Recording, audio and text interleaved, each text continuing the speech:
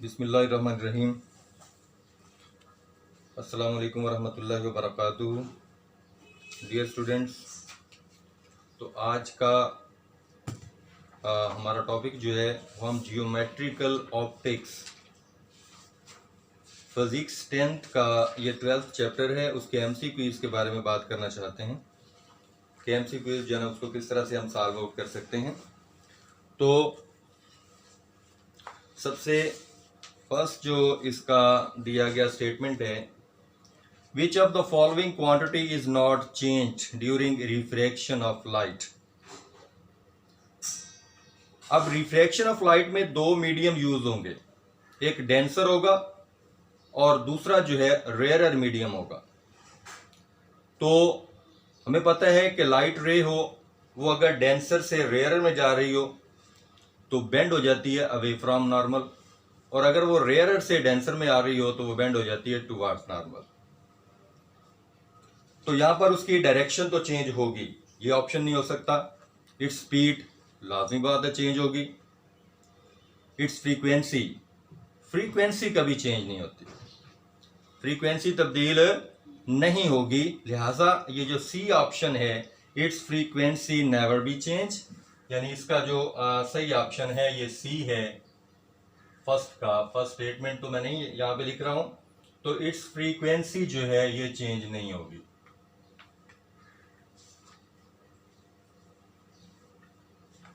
क्योंकि refraction of light में या रिफ्रैक्शन ऑफ साउंड के अंदर जो है फ्रीक्वेंसी चेंज नहीं होती, उसकी स्पीड भी चेंज हो सकती है, डायरेक्शन भी और वेवलेंथ भी उसका चेंज हो सकता है। नेक्स्ट दूसरा स्टेटमेंट है, अ कन्वर्जिंग मिरर, यानी कनकेव मिरर है, इसके अंदर converging mirror with the radius of 20 centimetre, उसका जो रेडियस है, सॉल्व करते हैं इसको। रेडियस उसका 20 सेंटीमीटर है। जब उसका फोकल लेंथ लेंगे तो क्या आ जाएगा, ये r/2, 20/2 is equal to 10 centimetre, ये उसका फोकल लेंथ आ रहा है। Creates a real image 30 centimetre from the mirror, ये Q है, image distance from a mirror कितना 30 सेंटीमीटर। तमाम वैल्यूज पॉजिटिव ली जाएंगी क्योंकि ये कन्वर्जिंग मिरर है, यानी कनकेव मिरर है ये, और वैसे भी रियल इमेज आ रहा है इससे, तो रियल इमेज कनकेव मिरर से ही हासिल होता है। What is the object distance, यानी P हमने यहां पर फाइंड करना होगा। 1/f is equal to 1/p plus 1/q। Focal length इसका कितना है 10 centimetre, is equal to P की वैल्यू फाइंड करनी है, जबकि Q की वैल्यू जो है वो 30 सेंटीमीटर दी गई है। ये इधर इस साइड पर जो है प्लस हो रहा है, दूसरी साइड पर जाकर माइनस हो जाएगा, तो 1/p is equal to 1/10 minus 1/30। 30 इसका एलसीएम आएगा, 3 माइनस 1,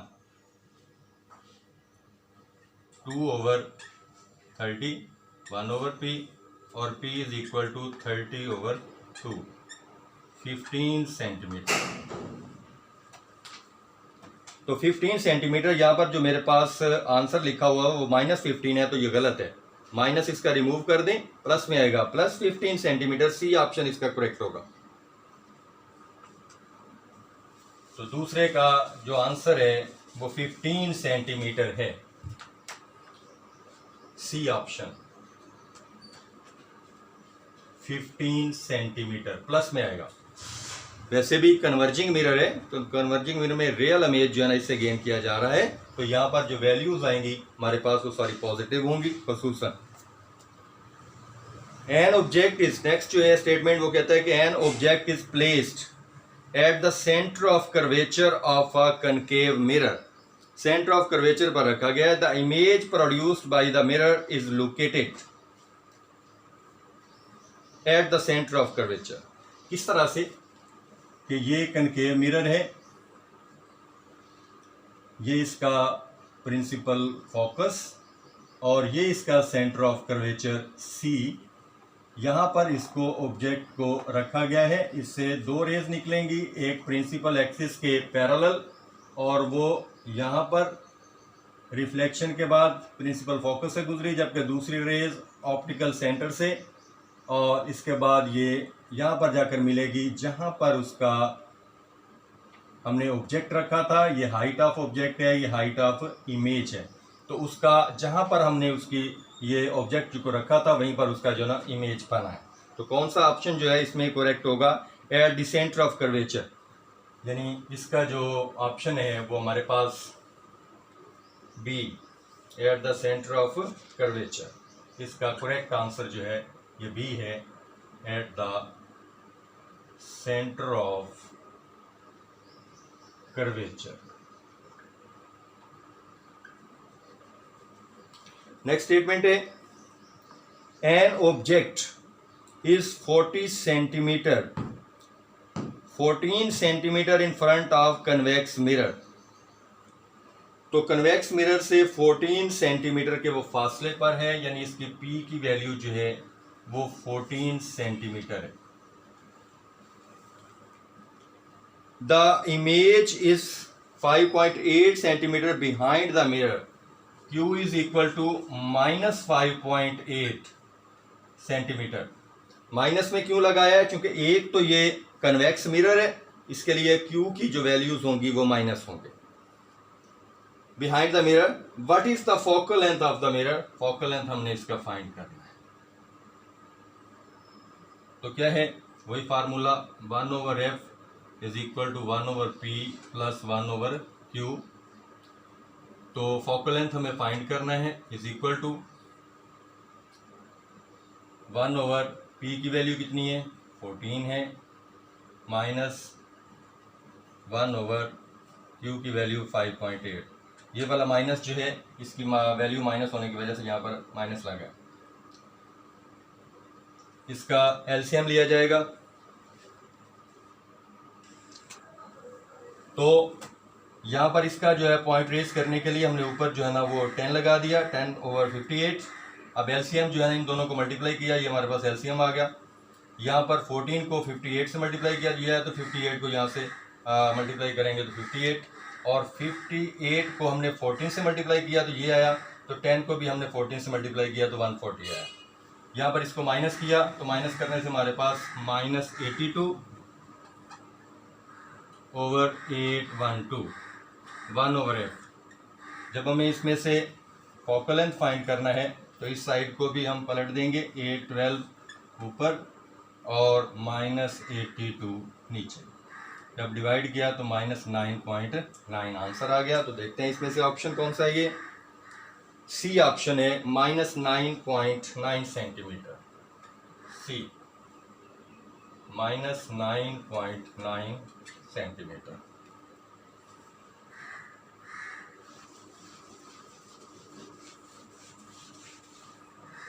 जी, तो नेक्स्ट है हमारे पास, the index of refraction depends on.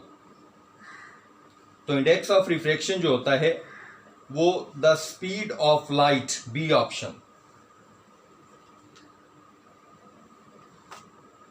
The speed of light पे डिपेंड करता है, क्योंकि n इज इक्वल टू होता है c/v के। ठीक है, तो स्पीड ऑफ लाइट पर ये डिपेंड करता है कि किसी भी मीडियम से स्पीड ऑफ लाइट जो है वो कितनी है, उससे रिफ्रैक्शन ऑफ लाइट जो है हम फाइंड कर सकते हैं। नेक्स्ट जो है, which type of image is formed by a convex lens.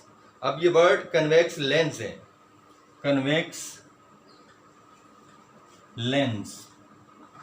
अब देखें इसकी जो कैरेक्टरिस्टिक्स है क्या है, कि इसके लिए Q की वैल्यू भी आमतौर पर पॉजिटिव ली जाती है, फोकल लेंथ भी इसका पॉजिटिव कंसिडर किया जाता है, तो इससे रियल इमेज आता है, इन्वर्टेड होता है। तो देखते हैं यहाँ पर options, inverted and real. A option जो है ये इसका करेक्ट है, ए ऑप्शन नेक्स्ट का, रियल एंड इन्वर्टेड।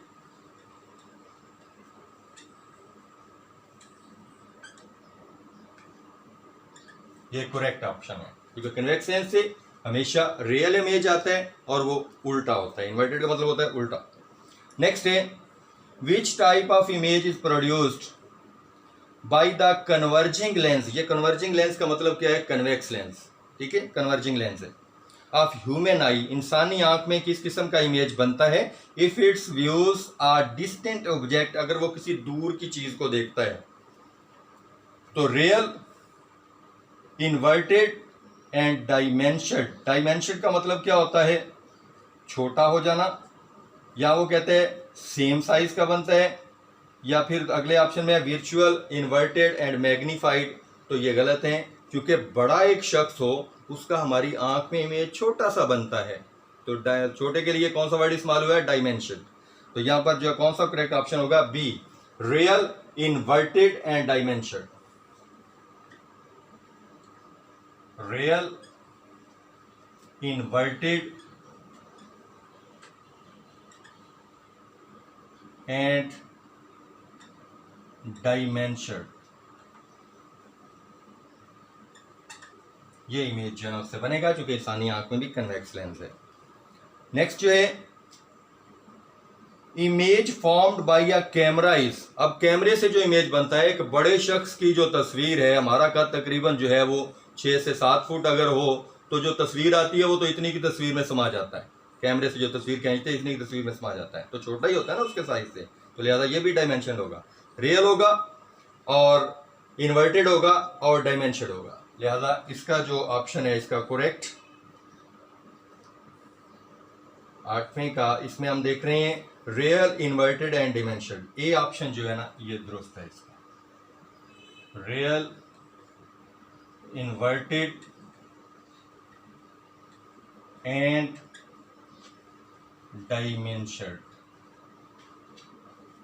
जैसे इंसानी आंख में इमेज बनता है वैसे ही कैमरे के अंदर जो ना इमेज बनता है, क्योंकि जो कैमरे का बेसिक रूल है, उसके काम करने का जो असूल है वो किसके मुताबिक होता है? इंसानी आंख के मुताबिक। नेक्स्ट है if a ray of light in glass. अब ग्लास से इंसिडेंट ऑन एयर, एयर में पड़े at an angle greater than the critical angle, यानी इस तरह से ये ग्लास है, ये रे ऑफ लाइट जो है यहाँ से इसके ऊपर ये पड़ी और इससे बनने वाला जो एंगल है वो ग्रेटर देन क्रिटिकल एंगल हो जाए, तो यहाँ पर टोटली रे जो है वो इंटरनल रिफ्लेक्ट हो जाएगी। यहाँ पर इसका इंसिडेंट एंगल जो है वो ग्रेटर देन सी हो गया है, तो टोटल इंटरनल रिफ्लेक्शन का मजर जो है यहाँ पर कायम होगा। तो रिफ्लेक्ट ओनली, बी ऑप्शन इसका।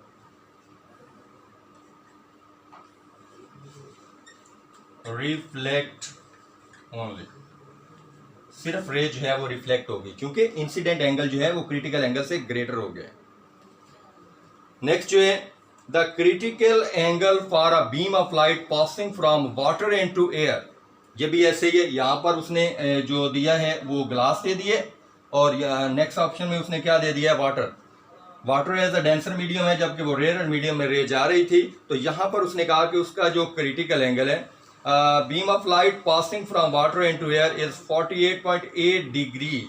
यहाँ पर भी जो वाटर का क्रिटिकल एंगल होता है वो 48.8 डिग्री होता है, तो उसके बराबर है तकरीबन जो है the critical angle for a beam of light passing from water into air is 48.8 degree. The means that all light rays with an angle of incidence greater than this angle. इस एंगल से अगर बड़ा angle बन जाए, यानी ये water का critical angle है, वाटर का जो क्रिटिकल एंगल होता है वो कितना होता है? 48.8 डिग्री। वो कहते हैं कि वो तमाम रेज जो इससे बड़ा एंगल बना देंगी, क्रिटिकल एंगल से बड़ा बना देंगी, तो वो भी क्या होंगी? टोटल इंटरनल रिफ्लेक्ट होंगी। तो यहाँ पर भी जवाब क्या आएगा? Totally reflected. इसका जवाब भी बी आएगा, टोटली रिफ्लेक्टेड, क्योंकि एंगल ऑफ इंसिडेंट जो है वो क्रिटिकल एंगल से बड़ा हो चुका है यहाँ पर। तो इसको ये 10 टोटल जो है वो ऑप्शंस हैं हमारे पास।